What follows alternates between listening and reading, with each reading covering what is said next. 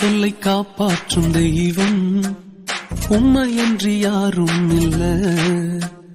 முடிந்ததில் துவக்கத்தை பார்க்கும் உங்களுக்கு ஈடே இல்ல.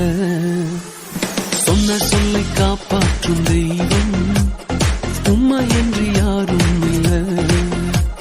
முடிந்ததில் துவக்கத்தை பார்க்கும் உங்களுக்கு ஈடே இல்ல. நீர் சொல்லி அமராத புயல் ஒன்றை பார்த்ததில்லை. நீர் சொல்லி கேளாத சூழ்நிலை